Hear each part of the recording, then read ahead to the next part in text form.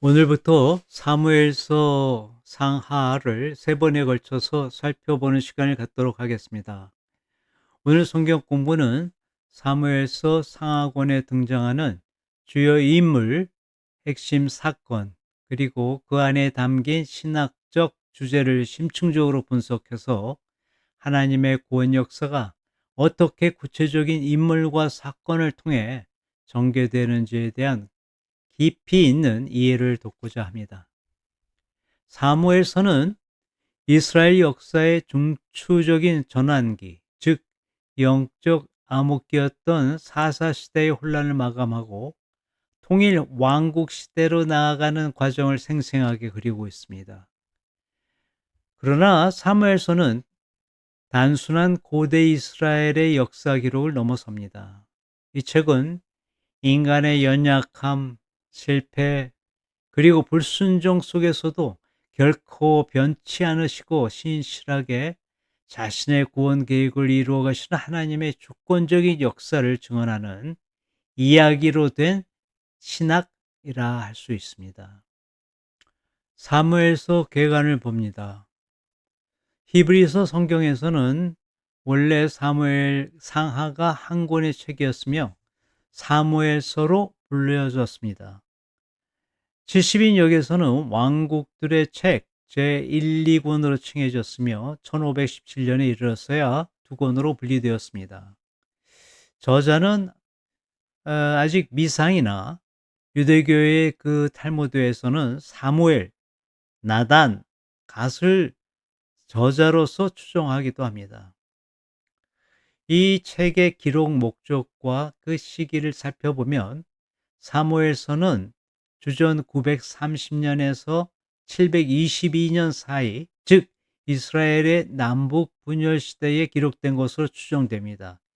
이 책의 핵심 기록 목적은 사사 시대에서 왕정 체계로 전환되는 그 역사를 설명하고 인간적인 왕 사울의 실패와 대조하여 다윗 왕조가 하나님의 선택을 받은 정당하고 합법적인 왕조임을 밝히는 데 있습니다.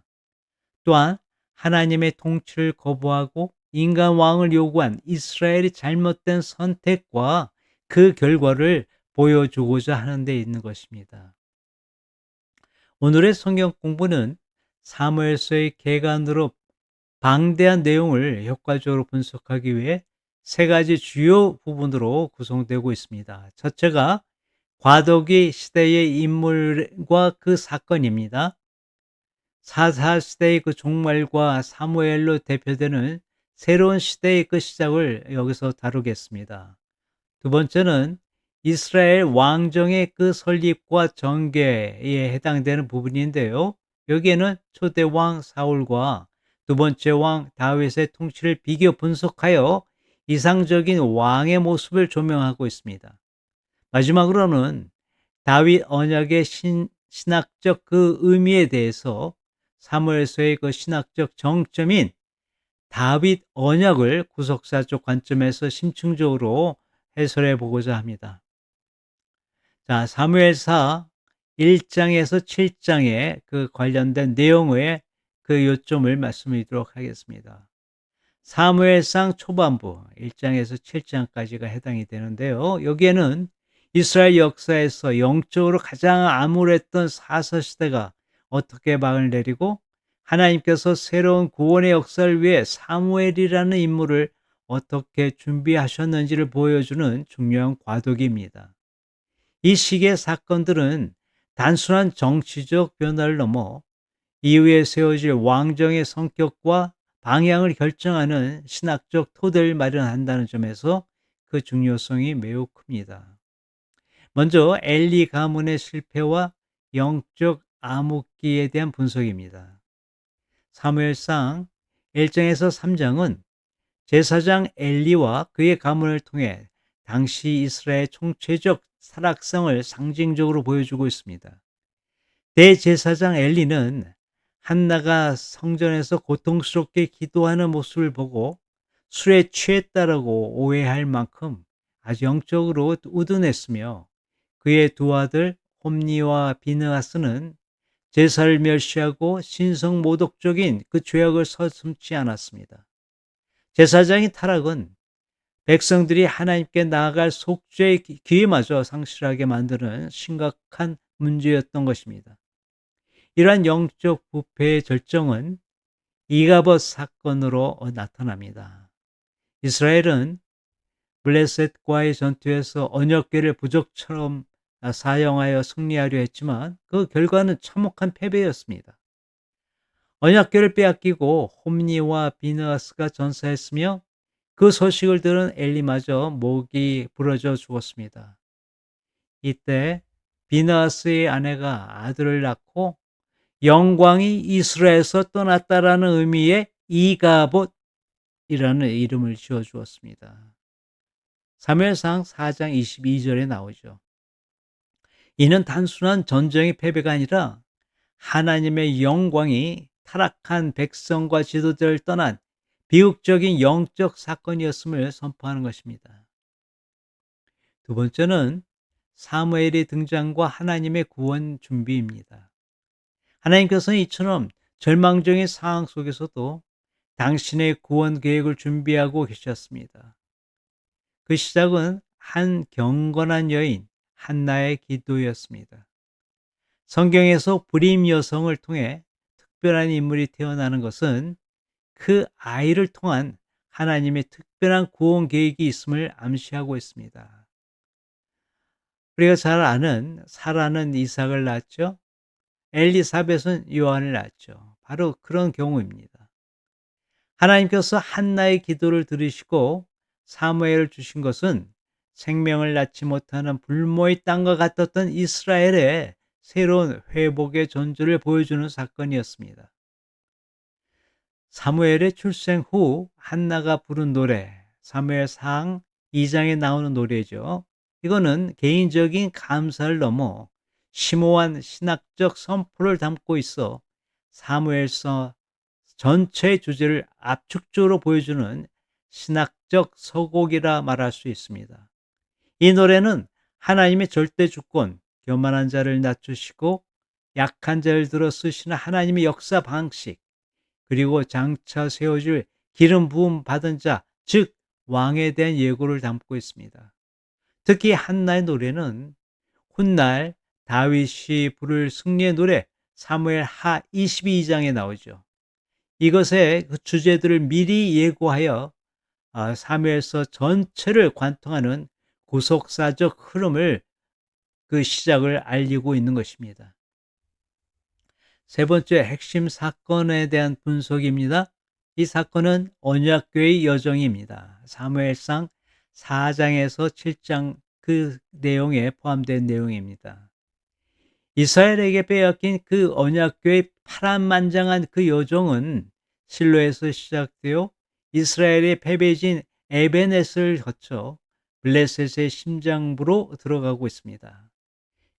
지도에서 볼 수 있듯이 언약궤는 실로, 에베네셀, 야벳, 그 다음에 아스돗, 가드, 에그론 등 블레셋의 주요 도시를 순회하여 하나님의 능력을 증명한 후에 베세메스를 거쳐 기랏 이어림에 안치되기까지 그 험악한 그 경로를 거치게 됩니다. 이 여정은 하나님께서 누구시며 어떻게 섬겨야 하는지를 가르쳐주는 실물 교육이었던 것입니다. 블레셋에서의 그 7개월의 그 과정을 보겠습니다. 블레셋 사람들은 언약궤를 전리품으로 취급하여 그들의 신 다곤의 신전에 두었습니다. 그러나 다음 날 다곤 신상이 언약궤 앞에 엎드러져 머리와 두 손목이 끊어진 사건이 발생합니다. 이는 여호와 하나님께서 포로가 되신 것이 아니라 스스로 이방신의 무력함과 자신의 그 우월하심을 증명하셨음을 보여주고 있는 것입니다. 언약궤가 가는 도시마다 독종 재앙이 7개월간 임하자 블레셋은 결국 언약궤를 이스라엘로 돌려보낼 수밖에 없었던 것입니다. 베세메스와 기랏 이어림에서 있었던 그 내용을 보도록 하겠습니다. 돌아온 그 언약궤를 보고 기뻐하던 베세메스 사람들은 호기심에 그 궤 안에 들여다보았다가 70명이 죽음을 당한 사건이 발생합니다. 이 사건은 이 거룩하신 하나님 여호와 앞에 누가 능히 서리오라는 탄식을 통해 이스라엘 백성에서조차 그 하나님의 거룩함은 경외의 대상이었음을 엄중하게 가르쳐 주고 있습니다. 이후 언약궤는 기랏 여아림의 아비나답의 그 집에 20년 동안 머물게 됩니다. 이 긴 기간 동안 이스라엘 온 족속은 여호와를 간절히 사모하게 되었고, 이는 미스바에서의 영적 대각성을 위한 중요한 준비 기간이 되었습니다. 이 과도기는 엘리로 대표되는 인간 중심의 부패한 옛 시대의 종말과 사무엘로 시작되는 하나님 중심의 새로운 시대의 서막을 보여주고 있습니다. 특히 언약궤의 그 여정은 이스라엘에게 하나님의 임재를 마술적으로 이용해서는 안 되며 오직 거룩하신 하나님을 경외하고 사모해야 한다라는 그 핵심 교훈을 남겨주고 있는 것입니다. 이러한 영적 각성의 배경 속에서 이스라엘 백성은 블레셋의 위험과 내부의 그 혼란을 극복하기 위해서 새로운 통치 체제인 그 왕을 요구하게 됩니다.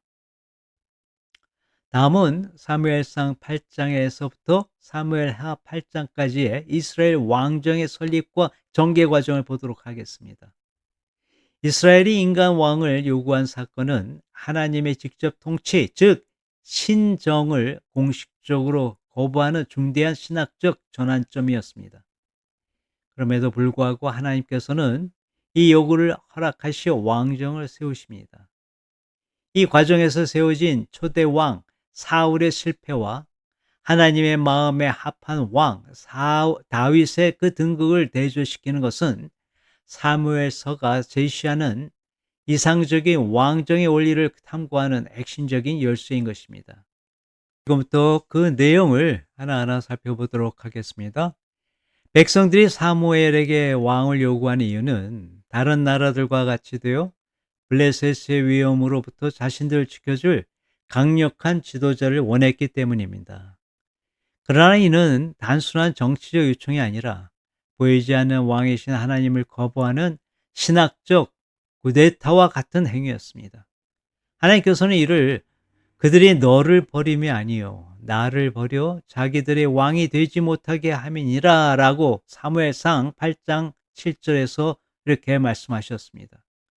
그럼에도 불구하고 하나님께서 왕정 설립을 허락하신 것은 인간의 죄된 요구 속에서도 당신의 주권적인 구원 계획을 이루어 가시는 하나님의 그 섭리를 보여주고 있습니다. 이는 이미 신명기 17장에서 왕에 대한 규정을 통해 예견된 일이었습니다.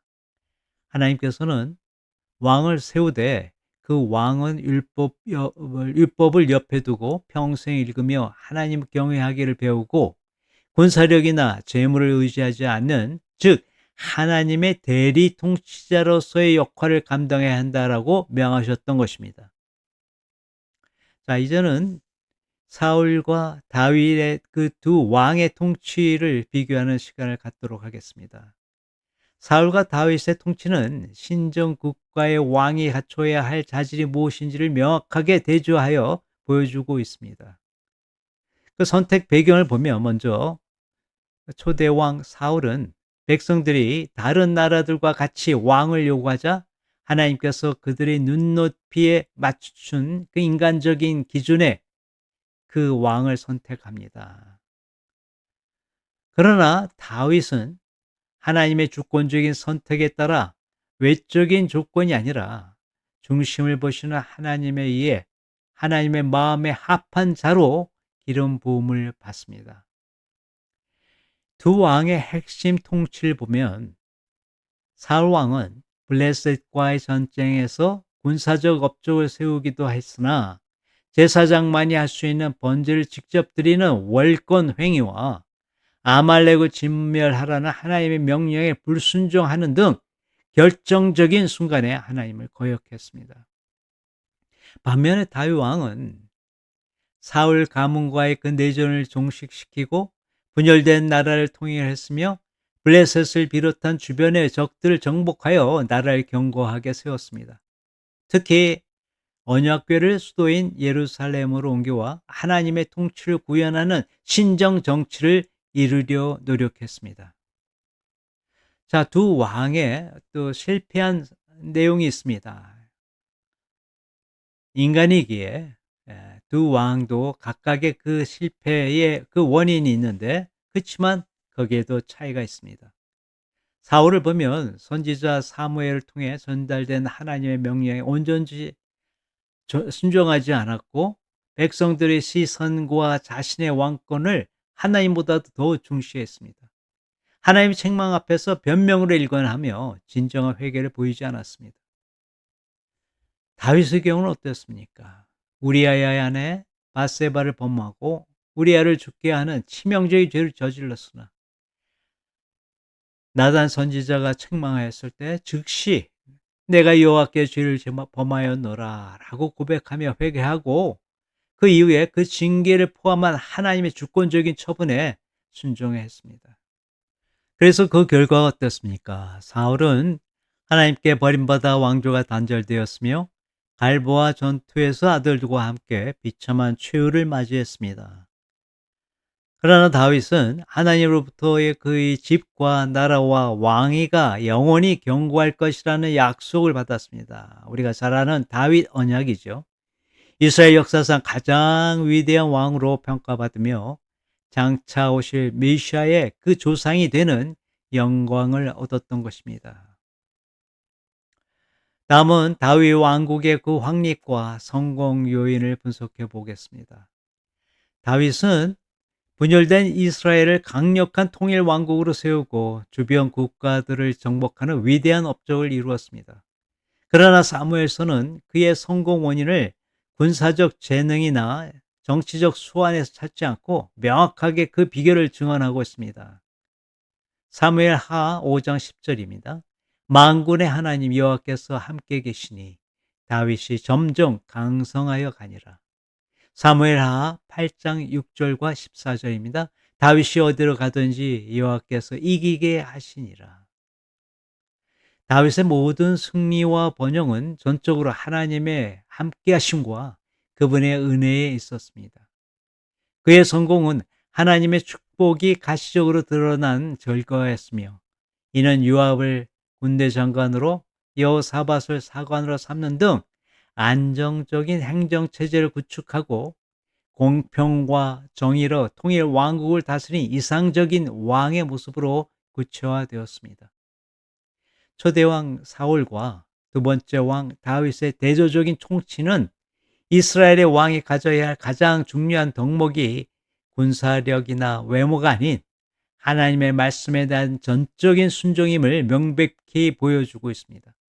다윗의 통치가 절정에 이르렀을 때 하나님께서는 그의 순종과 중심을 보시고 이스라엘 역사와 구원사 전체를 관통하는 가장 중요한 약속, 즉 다윗 언약을 허락하셨습니다. 다음은 사무엘 하 7장에 나오는 다윗 언약과 그 구속사적인 성취를 보도록 하겠습니다. 사무엘 하 7장에 기록된 다윗 언약은 사무엘서 전체의 신학적 정점이자 아브라함 언약과 더불어 다윗 언약의 핵심을 이루는 약속입니다. 이 언약은 단순히 다윗 왕조의 정통성을 확립하는 것을 넘어서 장차 오실 메시아와 그분이 세우실 영원한 하나님 나라를 예표하는 구속사적인 이정표로서의 절대적인 중요성을 가집니다.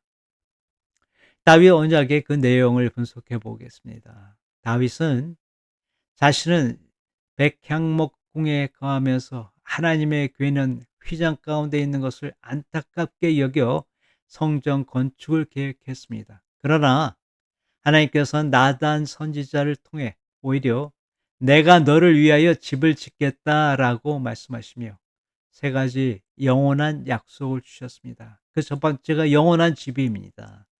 내 집과 내 나라가 내 앞에서 영원히 보존되고, 사무엘 하 7장 16절에 나오는 말씀이죠.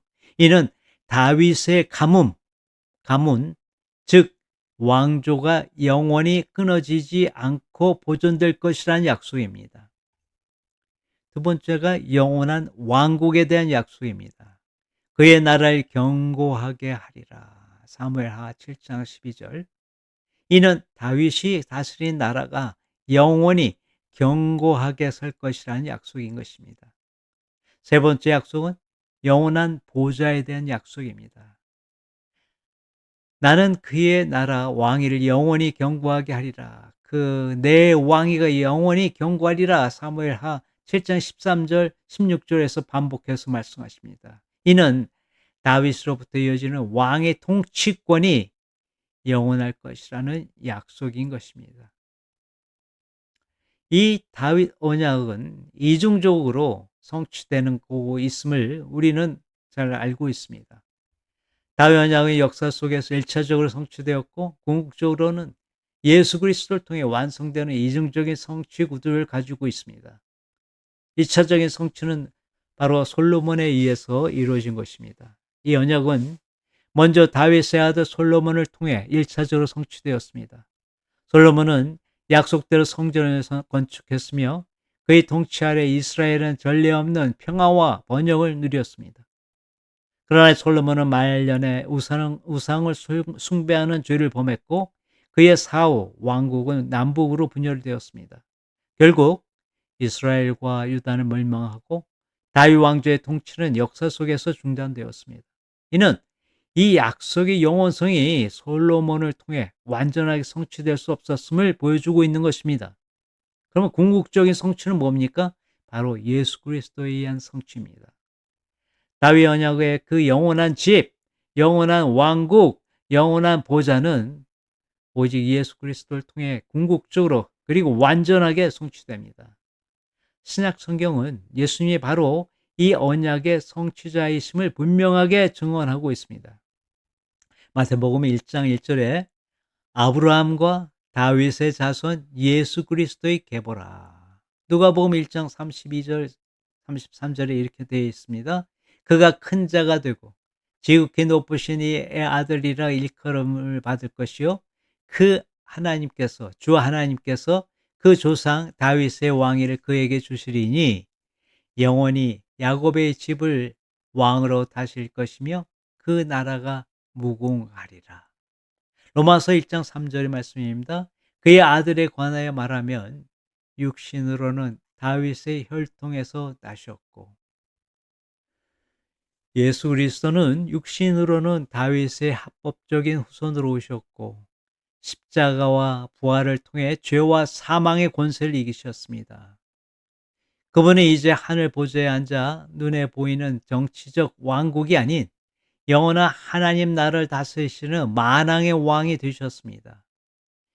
이로써 다윗에게 약속된 영원한 집, 그게 바로 교회죠. 영원한 왕국, 하나님 나라죠. 영원한 보좌, 그리스도의 왕권은 예수 그리스도 안에서 신실하게 성취되었던 것입니다. 특히 주목할 점은 하나님의 약속이 인간의 실패를 뛰어넘어 얼마나 성실하게, 신실하게 보존되어 갖고 있는지를 우리는 목격하게 되는 것입니다. 솔로몬의 왕통이 죄로 인해 흔들렸음에도 불구하고 하나님께서는 다윗의 또 다른 아들인 나단의 그 계보를 통해서 메시아의 혈통을 보존하셨습니다. 성경에 보면은 예수님의 그 족보가 두 군데에서 나오죠. 마태복음과 누가복음입니다. 누가복음은 이 마리아, 예수님의 어머니의 그 족보를 얘기하고 있습니다. 즉, 예수님은 성령으로 잉태되셨기 때문에 혈연적으로 아버지는 없으신 분이십니다. 그러나 법적 아버지인 요셉의 족보를 통해 다윗 왕과 다윗의 10번째 아들인 그 솔로몬의 그 법적 계보를 이어받으신 것이고 어머니 마리아의 그 족보를 통해 다윗의 실제적인 그 혈통을 입으신 것입니다. 다윗의 9번째 아들인 나단, 그 혈통이 마리아를 통해서 예수님께 이어진 것입니다. 이는 다윗 언약이 한 개인의 순종 여부를 넘어서 하나님의 절대적인 주권과 은혜 안에서 성취됨을 보여주는 심오한 증거인 것입니다. 결론적으로 다윗 언약은 다윗 개인과 그의 가문을 위한 약속을 넘어 온 인류를 구원할 메시아이신 예수 그리스도를 통해 영원한 하나님 나라를 세우시라는 하나님의 위대하고 신실한 구원 계획이었음을 보여주는 청사지인 것입니다. 이 희망의 메시지는 사무엘서 전체를 꿰뚫는 핵심이며 오늘 우리에게도 동일한 소망을 제시하고 있습니다. 오늘 말씀의 결론입니다. 오늘 성경 본문은 사무엘서의 주요 인물인 엘리, 사무엘, 사울, 다윗에 대해서 살펴봤고요. 핵심 사건인 언약궤의 여정과 왕정 수립에 대해서 살펴봤습니다. 그리고 중심 신학인 하나님의 주권과 다윗 언약을 그 중심으로 그 내용을 우리가 심층적으로 분석해 보았습니다. 서론에서 밝혔듯이 사무엘서는 단순한 고대 이스라엘의 역사 기록이 아니라 이야기로 된 신학입니다. 한나의 기도에서 시작하여 다윗 언약으로 절정을 이루는 이 거대한 서사는 결국 모든 역사의 주관자이신 하나님께서 인간의 실패 속에서도 어떻게 당신의 구원 계획을 신실하게 이루어 가시는지를 증언하고 있는 것입니다. 사무엘서가 오늘날 우리에게 주는 교훈은 분명합니다. 첫째가 참된 리더십입니다. 진정한 리더십은 외적인 조건이 아니라 중심을 보시는 하나님의 그 마음에 합한 순종의 삶에서 나온다는 것입니다. 두 번째가 순종의 중요성입니다. 사울의 비극은 하나님의 말씀보다 자신의 생각과 권위를 앞세운 불순종의 결과를 명백히 보여줍니다. 순종은 제사보다 낫다는 사무엘의 외침은 시대를 초월하여 모든 신앙인에게 유용한 말씀인 것입니다. 세 번째가 궁극적인 소망입니다. 인간 왕들은 불완전하고 실패할 수밖에 없지만 하나님께서는 다윗의 자손으로 오신 영원한 왕 예수 그리스도를 통해 완전하고 영원한 나라를 약속하셨습니다. 우리의 참된 소망은 이 땅의 제도가 아닌 오직 만왕의 왕이신 예수 그리스도와 그분의 나라에 있습니다. 사무엘서는 우리로 하여금 자신의 삶의 왕자에 누구를 앉힐 것인지를 묻게 합니다. 그리고 모든 약속의 궁극적인 성취이신 예수 그리스도 안에서 발견되는 참된 소망과 영원한 하나님 나라의 가치를 붙들도록 도전하고 있습니다.